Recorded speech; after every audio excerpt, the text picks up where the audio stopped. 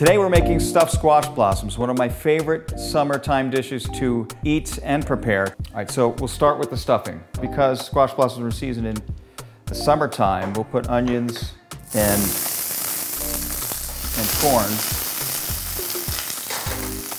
I'll put some anchovies.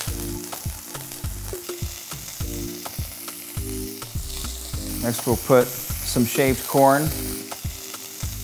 Here.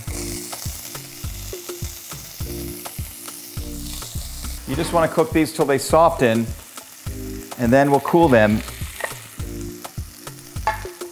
and make the filling. We'll mix it with the ricotta and parmigiano reggiano and an egg yolk just to bind it. So you want to caramelize the onions a little bit and the corn for the flavor. A little salt, a little freshly ground black pepper, and that's it, that fast. Now we'll cool these.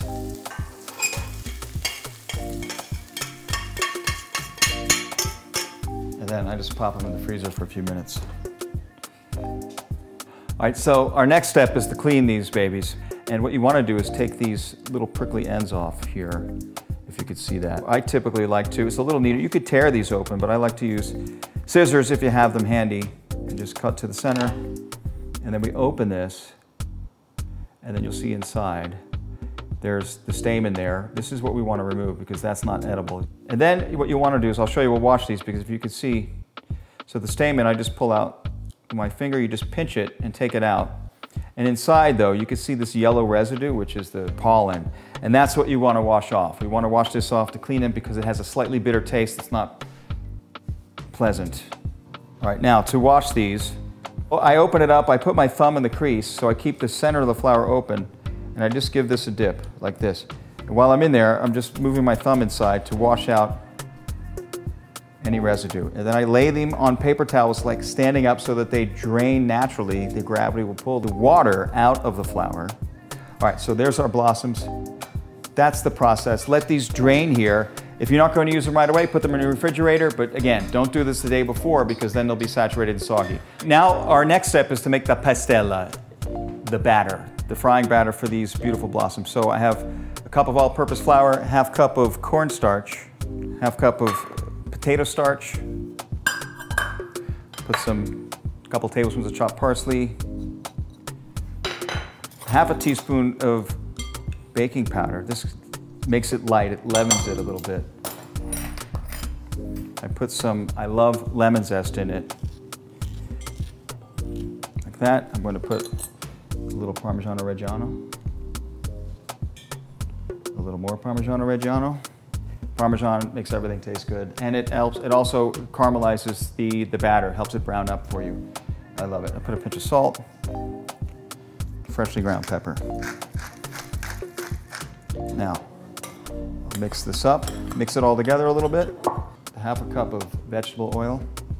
You don't want to forget that. I use club soda or seltzer water, and this happens to be lime flavored, so to go with our lemon zest, we'll put a little lime. And it's what I have in my house in the fridge, so it works beautifully for me. There is no exact measurement for the batter. It's just the consistency. You want it the consistency, the best thing I can say is to compare it to a pancake batter.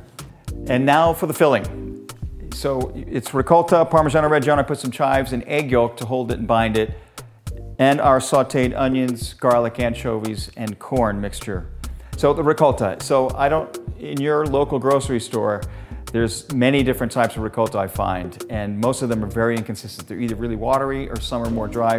They're never really dry enough, so what I did is the day before, I put the ricotta into the strainer, and you can see that's how much liquid. So it throws quite a lot of liquid off. You don't want that in the batter because water, when you fry things, doesn't mix, right? You want it as dry as possible so that they won't burst open or be too soggy, right? So I've drained it really well. You can see how tight it is now.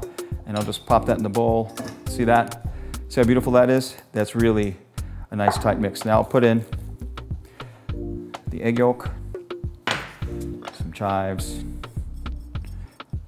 a pinch of parmigiano reggiano, fresh cracked pepper, salt, and now our corn. This has been cooked and cooled as in our last step, and here we are.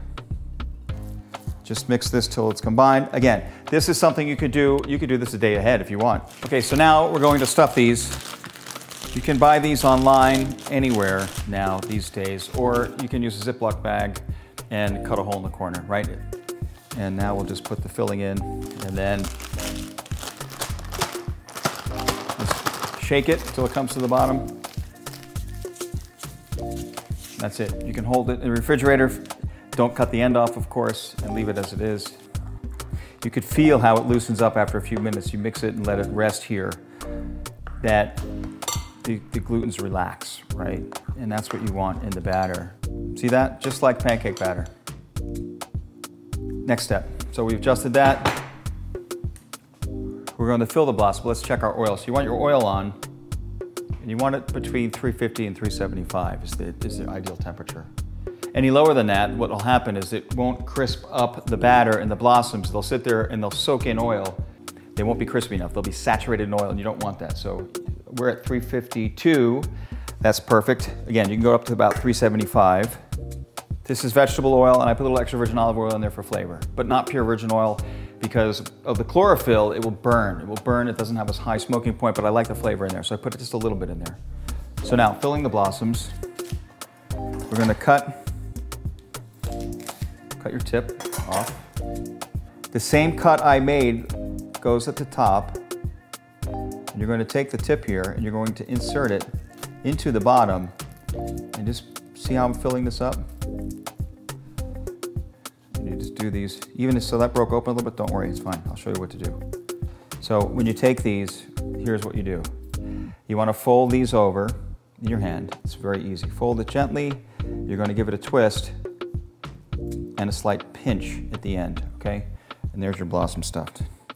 All right, now, so again, we have our batter. It's like the pancake batter. Now you'll take these and you're going to just dip them in. Dip them in. You can fold a little bit more batter on them. Hold them by the stem here, right? Let it drain a little bit and then hold it for a second and then drop it in.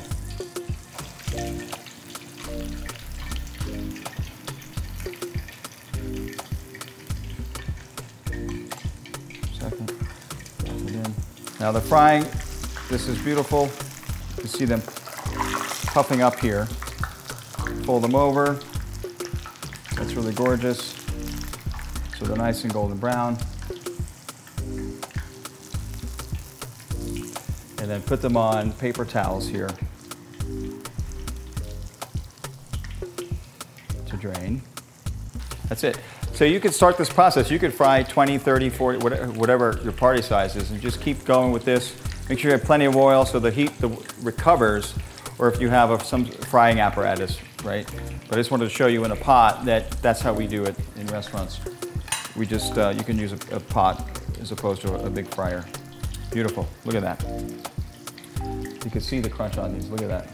Look at that, music. All right, so now these beauties are fried and drained and super crispy. I put just a little bit of salt. I don't put pepper on anything fried, it's just not my thing. I just put a little extra salt just to, because it enhances. And then you just put them on a platter. These are gorgeous. And then stack them. I put some extra parmigiano reggiano. And because it's hot and these are fried, the parm will start to melt and stick to each bite, which is really a great experience. And a little bit of parsley. And there's our dish. Our stuffed squash blossoms with ricotta, corn, parmigiano reggiano, and anchovies. If you like this, subscribe to our channel. Thanks for joining us today.